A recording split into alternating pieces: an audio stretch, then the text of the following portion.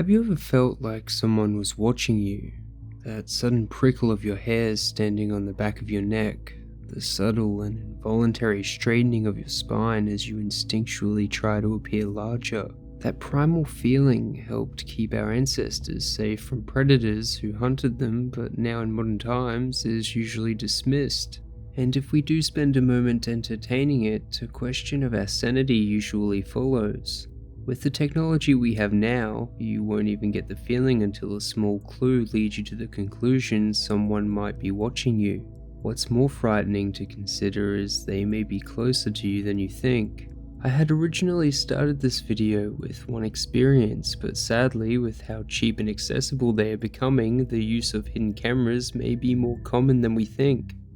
On the 20th of October, 2015, Reddit user Scared890 would create a post on the relationship subreddit with the title, "Me 24 female, with my ex 27 male of 4 years. I think he broke into my apartment and set up a camera. Am I being crazy? I met my ex 7 years ago and we dated for about a year and I ended up pregnant. He is a Jehovah's Witness and I was raised in this but was never baptized, thankfully. When I ended up pregnant, I was told that I had to marry him if I wanted to be in good standing at the Kingdom Hall. I agreed and decided not to listen to my parents when they begged me to take my time and make that decision later. Of course, this meant staying and living with my parents, and as a brainwashed 18-year-old, I thought he was the best thing that's ever happened to me, and he couldn't do me wrong because he was a Jehovah's Witness and they can't do no wrong. Boy, I was wrong. While pregnant, he would emotionally and physically abuse me, to the point where my son was premature and I fell into postpartum depression. When my son was 8 years old, I decided I had enough and I needed to put my feelings and love I had for this man aside and make the right decision for my son. I left him. I left the religion. I don't know how I did it, but to this day I thank my son for giving me the strength and love to get past it. Fast forward about 5 years, I'm doing great. I have an amazing career, great car, I live on my own with my son. We have everything we need. I recently began my first relationship and he's amazing. My ex and I actually have a pretty cordial co-parenting relationship. He seems to have matured a lot and is now in a relationship. I get along great with his girlfriend and my son likes her. He recently decided to move 2 doors next to my place. I didn't really mind this as we don't fight or hate each other.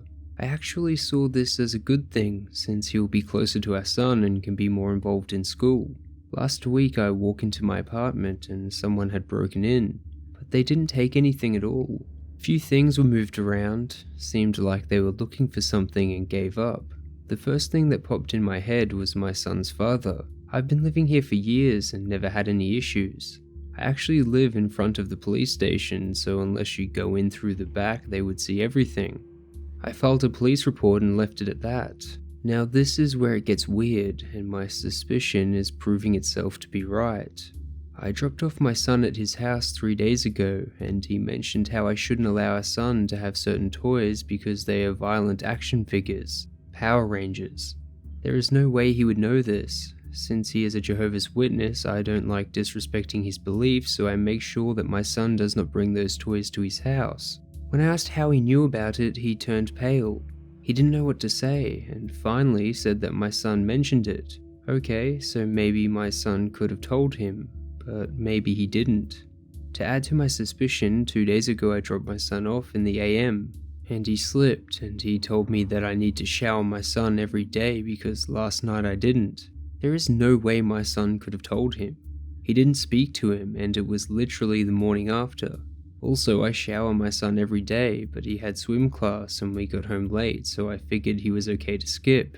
Am I being paranoid? I hate feeling like I don't have privacy in my own home. Should I ask him? Is there a way I can check myself? I've tried looking, but nothing I can see shows me there could be a camera. While many Redditors voiced their concern and encouraged Scared890 to contact the police, others would ask if the OP's involvement as a Jehovah's Witness may have perpetuated the abuse she had faced, with one Redditor saying, "Jehovah's Witnesses are a cult. It ruins lives and destroys happiness. While you had a civil relationship with your ex and all that, as long as he is in this cult, he should not and cannot be considered a safe person. regardless of the break-in.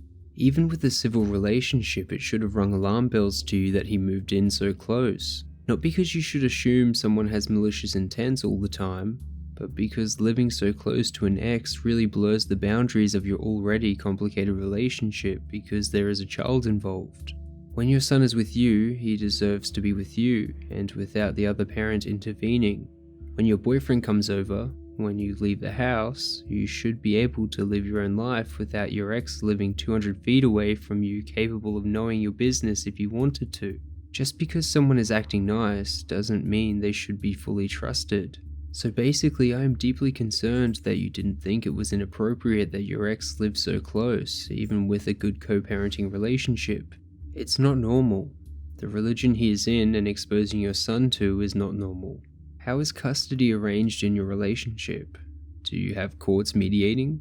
If not, I would highly suggest you get it documented legally so you can be the one to have sole authority over medical and religious decisions. This should be a top priority for you. I have a feeling that the more you try to live your own life, i.e. have a boyfriend and be your own person outside of his sphere of control and influence, the more he will try to indoctrinate your son. You have gotten great advice about how to contact police, get an investigation and documentation.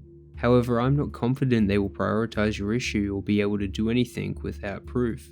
So that leaves you with some decisions to make, some tough decisions. Decisions that will require compromises and sacrifices. My vote is you need to look into moving as soon as possible and arrange to have child exchanges in a public place so your ex does not know where you live.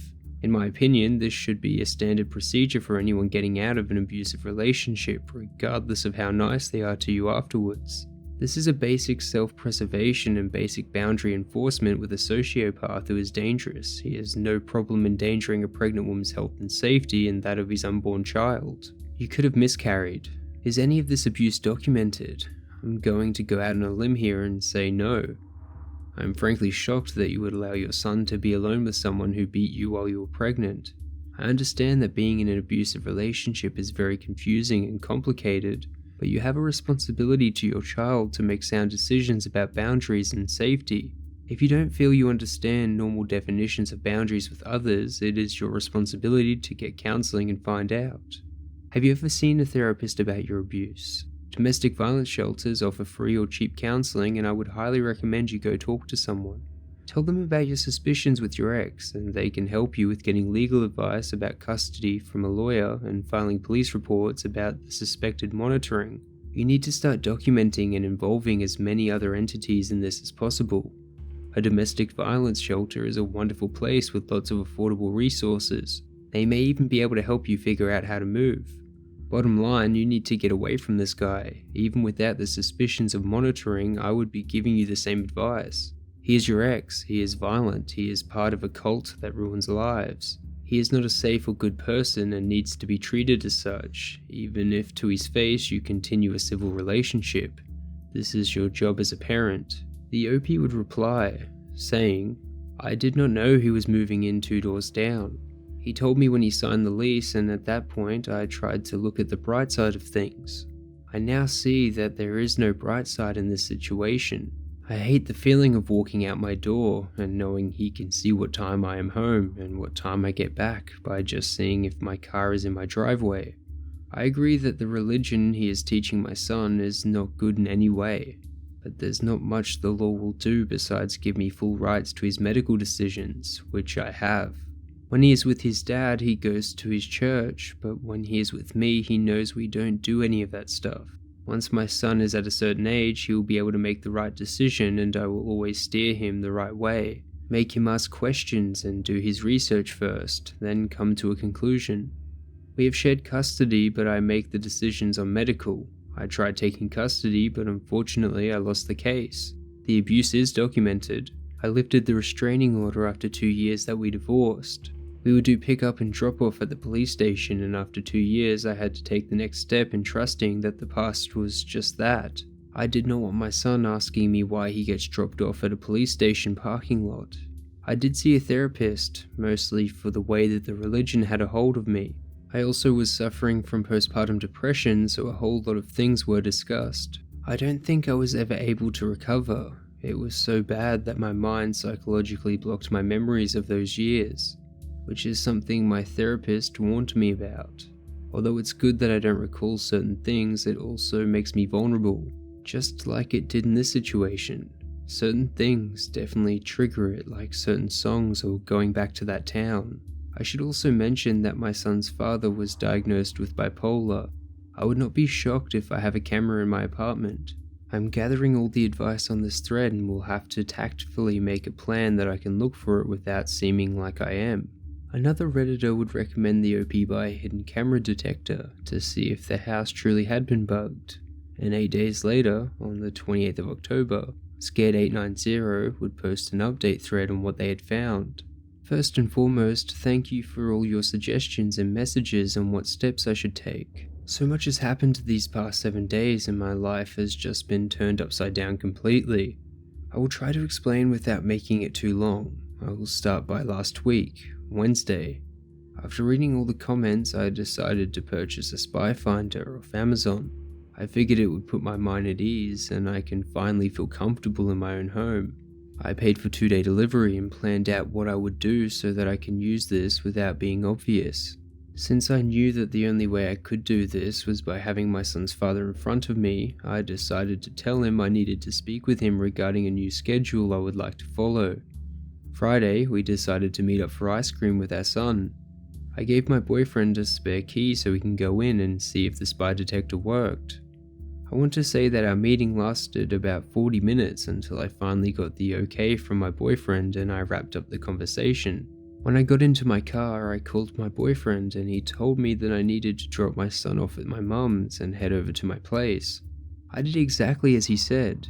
When I arrived to my place, I parked and my boyfriend comes inside my car and breaks the bad news to me. He told me that the detectors detected something, but it was not clear.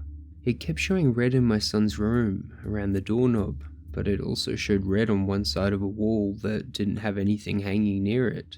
At this point, I didn't know what to do or say. Maybe this was just a malfunction and there is nothing there. Or maybe there is. I decided that I needed to call the cops. I didn't know if this was going to be the right call, but it's showing signal in my son's room, and that was enough for me to make that call even if I sounded silly to the cops. Once the cops showed up, I explained to him the situation. He usually works the morning shift surveillance in my son's school, so I see him every morning. He was very understanding and told me he was calling in a tech that would have the equipment as not all cops carry it. At this point, I still did not tell the cops that I thought it was maybe my son's father. I figured once it was confirmed, I would let that part out.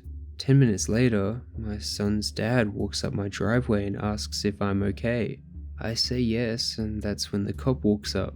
I think he saw how uncomfortable I was, and tells him only the residents are allowed to be there. He goes to tell the cop that he is my son's father, and the cop starts asking him if he is from the area. As soon as he tells him he recently moved 2 doors down, the cop asked him to leave since he was not a resident. Once off the property, the cop starts asking me more questions about my son's father, and that's when I went into full-blown detail. After the conversation, he tells me it's a high chance that he could have placed a camera in my son's room. Once the tech arrived, he scanned the room, and at this point, we were told to still wait outside. About 30 minutes later, he asked me to come in and for my boyfriend to stay behind. He proceeds to tell me that there was a camera in my son's room. They found a tiny camera in the doorknob. Not sure if you're familiar with this, but my doorknob's locked from the inside, but on the opposite side there is a little hole where you usually need a flathead screwdriver or a similar looking key to open it. He explained to me whoever put in this camera replaced the doorknobs with 2 of the same knobs, meaning that the door no longer has a lock. I never realized this. It was such a small detail that I never realized. I never locked my son's room, so this was not something I would look into.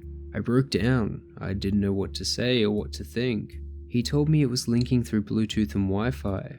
Unfortunately, the camera signal was cut and he was working on getting some code to see where the signal was coming from. Once they confirmed this, I was given the address, and of course it ended up being from my ex's address. Not the exact address, but more coordination points. I was in complete shock. I think part of me thought he would never do this. He would never violate my privacy and our son's privacy by doing this. I thought we were past this stage. After they broke the news to me, they told me I can press charges if I would like. If this is what I decided to do, they would have to process a warrant for his arrest.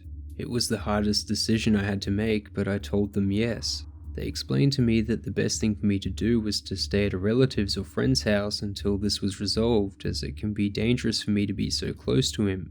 I don't understand why they couldn't take him then and there, but I told them I would pack a bag. I decided to stay at my parents' home. It was near my job and it was a place my son was comfortable staying in. I did not hear from my ex at all Saturday. I know I mentioned in my previous post that my parents/ex are Jehovah's Witnesses, which plays a big part in this whole story. Sunday night, my parents had plans and I stayed behind with my son. I hear a knock on the door. I look and to my surprise, it is two elders. I guess you can call them pastors to those not familiar with the terms. These were the same men that would tell me not to call the cops when my ex would get physical. These were also the same men that watched me grow up since I was 3. I decided to open the door and they asked to come in. My brother was in the other room, so I felt a little more at ease speaking with them. As soon as they start taking the Bible out, I tell them I do not feel comfortable with that, and if they have anything to say, it will be through a conversation and not through the Bible. They agreed and started explaining to me the consequences my ex is facing in the Kingdom Hall for what he has done. They also told me that my ex was taken down to the station Sunday morning, but that he confessed to them everything on Saturday. To make it short, they begged me to drop the charges and kept telling me to think about my son, to think about how he would feel knowing his dad is facing these charges. They kept saying over and over that Jehovah does not condemn his behavior, and sometimes the organization can work this out within themselves. I told them I would not drop the charges. What he did was violate my privacy, and that I was happy that they would work it out between their religion, but I would work out my end through the law. They proceeded to tell me that they have lawyers that can back up my ex, and that if this is the route I take, I should make sure I am covered as well.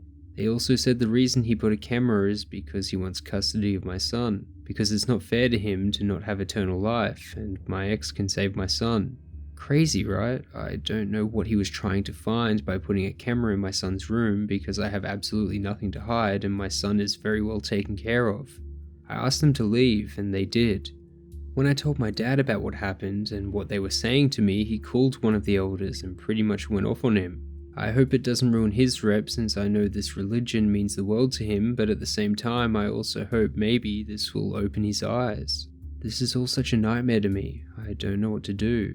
Deep down, I do not want to press charges because he is my son's father.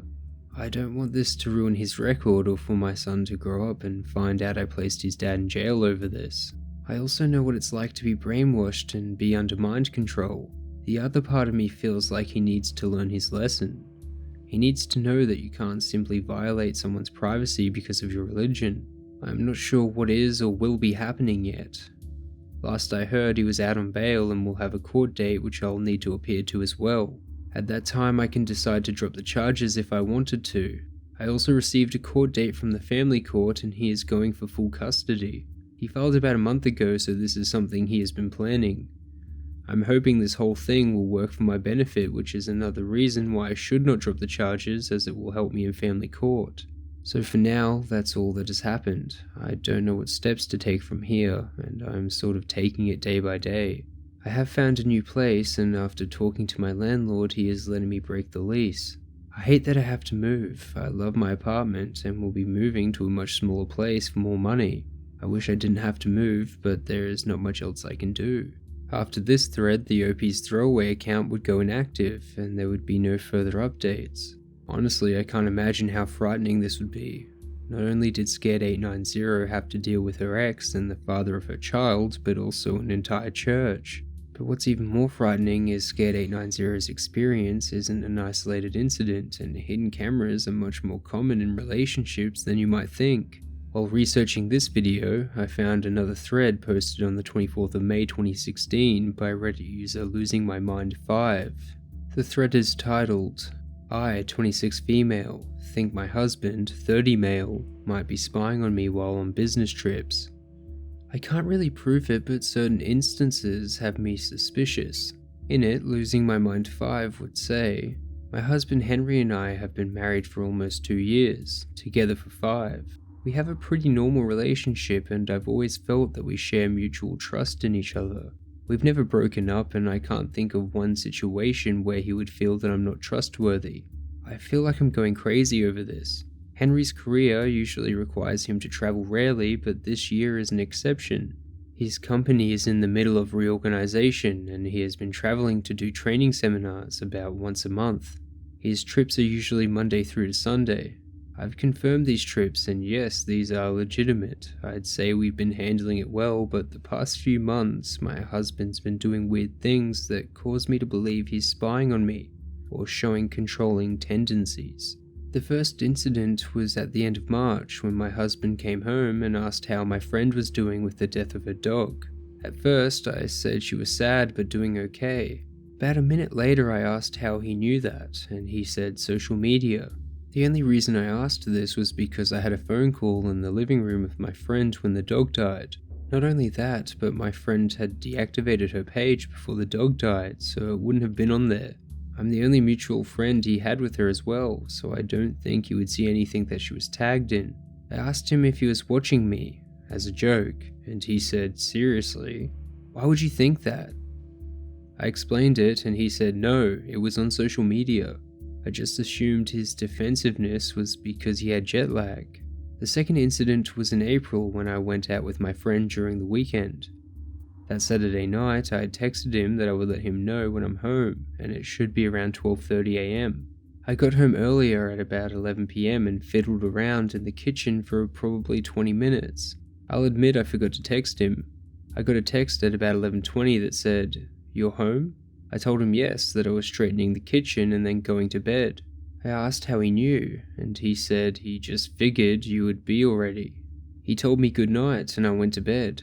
Normally, I wouldn't think anything of this, but this latest incident has me looking back on the past few months. Henry got home early from his month's trip on Friday. I was super excited because he doesn't have a trip until September. When he got home, he asked what I did all week. I explained all of my activities when he said, "Did you have any friends over?" I said no, and he said, "Oh, really?" I said yes, and at that point I was really confused because I truly didn't have any friends over. He just huffed and stormed off. Again, I assumed he was just tired. I went into the bedroom and asked if he was okay, and he said that he was. Later that night, we were talking about my week, and I mentioned my brother dropped off some photo albums of my dad, who passed away, and that I wanted to show him some. Henry said, "Oh, your brother was here, okay," and then he mumbled, "That makes sense," as he walked away. I have really good hearing and don't think he thought I'd heard it. If he had a camera, is it possible he could have heard a male voice and assumed it was another male friend? My brother didn't come in the house, but we talked on the porch with the front door open. I feel crazy just typing this. Sunday, because he was at his mum's, I decided to try and look around. I didn't want to be too obvious, so I kind of just nonchalantly walked around looking at things, accidentally knocking things over, and looking at them when I picked them up. I'm sure it was obvious because I got a call from him asking what I was doing. I told him just hanging out, when he said, "Doing what?" I told him I was watching TV. I did have the TV on. There was a pause, and he said, "I'm leaving soon, I'll be home in 20 minutes. He was supposed to be there 3 more hours. Someone tell me I'm overreacting and this is not that strange. Am I digging too far into this? I don't know how he would know about my friend's dog and that I was home early the one night. There's got to be something going on, right? He's never acted like this before February. It's weird. I get home after him during the week, so I don't get too much time alone, aside from showers, bathroom visits, etc. Help. Redditors would begin theorizing where the camera may be installed, with one comment coming to a disturbing conclusion. Well, I'm assuming the front door is at or near the living room.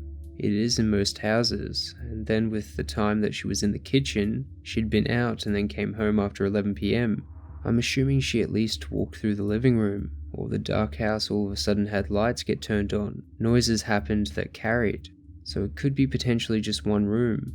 I agree that she should have the place looked over though, because theoretically he could have one mic or camera or 3 in each room for all we know. I'm hoping that at worst he's bugging one room, but also if you were, hypothetically, going to bug the house to check up on your wife while you were gone, why would you do so? Either you'd do it for her security, at which point, why not tell her? Or you would do it because of paranoia about cheating. Personally, wouldn't you bug the bedroom? That way you'd ideally catch them in the act if you were worried about cheating. I really hope the OP updates because this is so damn creepy. The OP would respond, "The main floor is completely open concept with vaulted ceilings and hardwood floors, so everything echoes. Each of the incidents were on the main floor, so I'm assuming that's where the problem is. I haven't had any suspicions about the bedroom yet." Unfortunately, as is the case with many Reddit posts, we would not receive any updates and the account in question would go inactive. But not to leave you without a resolution, let me tell you our final story of the night. On the 28th of October, Reddit user Point Blank Justice would create a thread on the Tales of Tech Support subreddit with the title, "I'll be damned, that is a GPS tracker." The post would read as the following. As a bit of backstory, I spent 5 years doing IT consulting in a rural town about an hour away from Portland, Oregon. I worked for a small company with a few other consultants and a couple of bench techs. My job was primarily server network engineering centric, but having done my time as a frontline tech, I'd periodically involve myself in the more interesting complex cases we'd see from our walk-in customers. One day we had a woman come in. She caught my eye because she was in her late 30s or early 40s and actually quite attractive. She had short platinum blonde hair and bright red lips and was dressed and styled like she was transplanted right out of a 1950s era magazine ad. One of our bench techs greets her and starts talking to her. Right out of the gate I can tell she is panicked and by the sound of it, tinfoil hat levels of crazy. Well, there goes any desire I had to flirt with her and maybe see if I could buy her a drink. I listen in on the conversation anyways, because it's at least a change of pace from the monotony of my day-to-day. After a few minutes of her going on about how her husband is spying on her through all manner of devices, my bench tech looks back at me with a "Can you please come help me and make her go away" look on his face. I oblige, as I appreciated that the frontline guys respected me enough to ask for my help on these things. I walked up front, introduced myself as the supervisor, and told her that since her issue was so unique and serious, it'd probably be best if our more senior staff handled it. Now that I was seeing her up close, I could tell that under her classy outfit and Marilyn Monroe-esque makeup was a deeply distraught woman. Her eyes looked baggy and tired, like she'd been up too late crying. Obviously, at this point, I'm just playing along. This isn't my first rodeo, and generally what happens is the client claims some individual or three-letter agency is monitoring their computer. We tell them our hourly rate for forensics, $150 an hour, and suddenly the men in black suits watching them aren't that big of a deal anymore. Now to be fair, we actually did specialize in computer forensics and data recovery, working extensively with the local police department and a handful of legal firms on a number of cases where they needed expert help. We even had a guy on staff full-time who wore that hat most days. The local police were pretty small time and farmed out at least some of their computer crime-related work to us on contract. In the cases where people did want to pay, we would do our due diligence and prepare a professional report of our findings accordingly. We would meet with attorneys and testify in court as necessary. Generally, it was fairly benign stuff like gathering chat logs and browser history for a divorce proceeding where one spouse accused the other of cheating or something similar, and wanted evidence to back that up. Back to the client at hand. She insists her husband is monitoring her every move, tracking her vehicle, monitoring her computer, and recording her in her home. Here's where it gets interesting. She claims that she knows all of this because he has told her about it. In fact, he has gone so far as to threaten her life if she tries to tamper with any of it. She says she has tried to apply for a protective order against him, but ostensibly without some sort of evidence of his behavior, nobody would take her seriously. I give her the crazy litmus test and tell her that in order to gather evidence discreetly, we would need 2 of our senior consultants to investigate. $300 an hour, 4-hour minimum. She pulls out her wallet. She's serious. We agree to start with her vehicle to check for signs of the GPS tracker. She says she is parked several blocks away so her husband won't know she came to a computer store. We were in a downtown area surrounded by retail stores. So I grab my tool bag and holler at one of my colleagues to join me. So the lady, myself, my colleague, and both of our now intensely curious bench techs, all of us in matching company polos, follow this lady down the street to her car. What a motley crew we must have been. We get to a minivan to begin our process of looking for this GPS device. Now, GPS trackers, at least the commercially available ones, require two things. Generally, dedicated 12-volt power and an unobstructed, at least by metal, view of the sky. They basically use the GPS to grab the coordinates and then a GSM CDMA cellular signal to relay the positional data to a web interface or something. So there really aren't that many places they can be mounted that are both effective and discreet. We spend time looking around the undercarriage, rocker panels, and even bits of the interior. Battery doesn't have any additional leads running off it. Fuse box isn't tapped anywhere for power. Nothing. Just as I'm starting to lose faith that this may not be quite as exciting as I had perhaps hoped, I find the thing. It was tiny, not much bigger than a flash drive and mounted behind the front grille. It looked pretty much exactly like this. The reason it didn't need auxiliary power is that it wasn't an active device. This device did not provide real-time tracking. Rather, it used some internal memory and a couple of AAA batteries to log GPS data for days at a time. At some point, when the van was not in use, the guy would grab the GPS device, upload the data to his laptop, maybe swap the batteries, then remount it to the car. This lady was very much indeed paranoid, and rightfully so. Now that we've established that she isn't batshit insane, but that she actually is being tracked by her husband, the tone amongst our team became drastically more serious. Obviously, something sinister is going on, and we aren't sure what. But by the sound of things, this lady really is fearful of her life.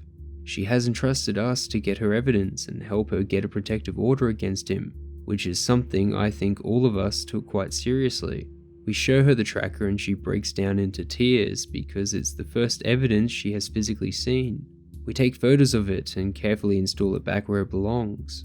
I sort of assumed that a GPS tracker on your car would be proof enough for a judge to issue at least a temporary protective order, but she seemed insistent that she would need more evidence to make it stick. Her next moves have to be conducted very deliberately. She claims that her home is bugged and so is her computer. We'll need to go on site to investigate accordingly, but it will have to be at a time when both her husband isn't home, and we will be able to quickly create a report for her, leaving her enough time to get a protective order before the day's end. We couldn't chance him coming home later, reviewing whatever it was he was recording, and finding out that she had taken action to have him investigated. It wasn't going to be for at least a week before there was a time that was just right. He made arrangements with her back at the office and I offered to walk her back to her car. She accepted, and on the way she confided in me many of the personal details of her life and her obviously abusive relationship with her husband. In the interest of protecting her privacy, I'll simply say that it sounded like she finally figured out how manipulative he was. And when she said she wanted out, he wasn't about to let that happen. I asked her again if she really was afraid for her life, and the sincerity of her yes was both scary and heartbreaking for me.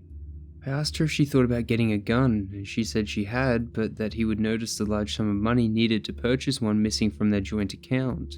As the gravity of the situation weighed on me, I offered to let her borrow one of mine. She was awestruck, but I assured her that it was completely okay. At the time, I had several handguns and rifles and couldn't think of a more appropriate situation for someone to have one. My car was parked close by, and we walked over to it. I tried to gather some idea of her familiarity with guns, as the thought of giving one to more or less a complete stranger, especially one that might not know what to do with it, was unsettling to me.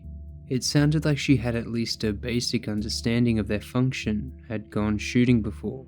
In my mind, the pros of her having at least some means to protect herself outweighed the cons, so I moved forward. I gave her my cell phone number and told her to call me if she needed someone to talk to. We hugged for a while before parting ways. It wasn't a romantic hug or anything. It was that kind of hug that's exchanged when someone needs to be held, like when your best mate tells you his mum passed away or something. She needed the comfort of knowing that she wasn't alone. That at least one person took her seriously, and I'd like to think that I gave her some hope that things would be okay. The next week was tense as we prepared for our investigation. My coworkers and I spent considerable time discussing and researching ways to triage her computer to look for evidence, as well as how to approach the search of the house. When the day finally came, we arrived on site at the specific time, armed with our forensic tools, flashlights, laptops, anything we might need. I set to work immediately on her computers, a home desktop and a personal laptop, while two of my colleagues began their search of the house. I removed the drives from her PC and used a USB write blocker, which physically prevented me from writing or modifying any information on her drives. I made a clone of both drives. For the sake of speed, both drives were cloned to SSDs. Once cloned, I put the PCs back the way they were and began mounting the cloned volumes and investigating. Scanning the drives with a number of anti-malware programs didn't turn up anything.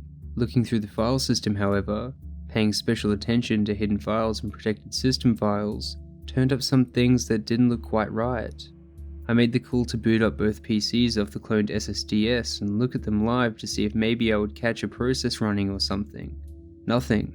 With nothing else open, I ran a netstat, and out of the CMD there were a handful of TCP connections active.